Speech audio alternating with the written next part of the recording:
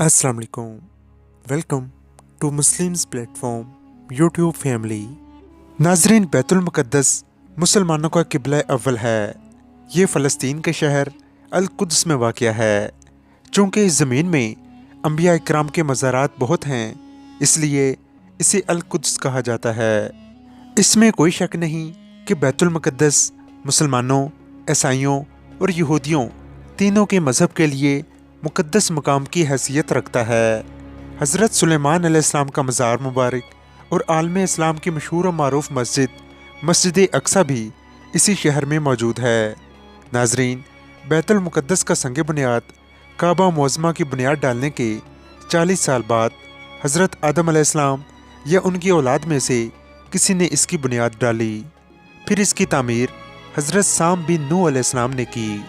फिर एक अरसे के बाद हज़रत दाऊद अलैहिस्सलाम ने बैतुल मुक़द्दस की बुनियाद इसी मकाम पर रखी। इस इमारत के पूरा होने से पहले हज़रत दाऊद अलैहिस्सलाम की वफ़ात का वक्त करीब आ गया, तो आपने अपने बेटे हज़रत सुलेमान अलैहिस्सलाम को इसे मुकम्मल करने की वसीयत फरमाई।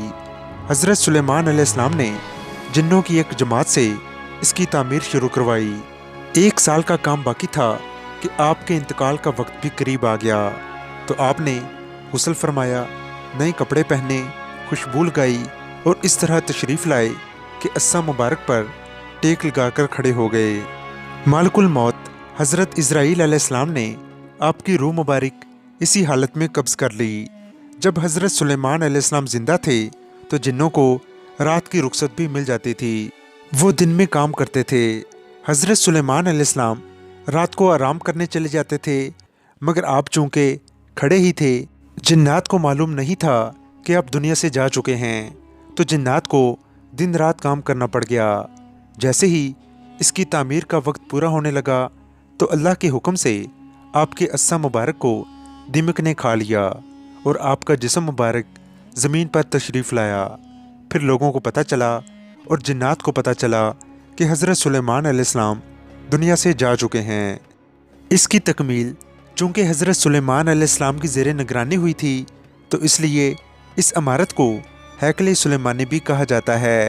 हज़रत आदम अलैहिस्सलाम से लेकर हज़रत मूसा अलैहिस्सलाम तक बैतुल्लाह शरीफ ही किबला रहा। फिर हज़रत मूसा अलैहिस्सलाम से लेकर हज़रत ईसा अलैहिस्सलाम तक बैतुल मुक़द्दस किबला रहा। और हिजरत के बाद मदीना मुनव्वरा में भी मुसलमान 16 या 17 महीने तक बैतुल मुक़द्दस की तरफ रुख करके ही नमाज़ें पढ़ते थे। हिजरत के 1 साल 5.5 महीने के बाद 15वें रजब पीर के दिन मस्जिद बनी सलमा में नमाज ज़ोहर के दरमियान किबले की तब्दीली हुई और अल्लाह पाक ने अपने प्यारे आका मोहम्मद मुस्तफ़ा सल्लल्लाहु ताला अलैहि वसल्लम की ख्वाहिश के मुताबिक मुसलमानों का किबला काबा को फरमा दिया और अब मुसलमान काबा की तरफ रुख करके ही नमाज अदा करने लगे। इस मकाम पर आज भी मस्जिद किबलतैन कायम है।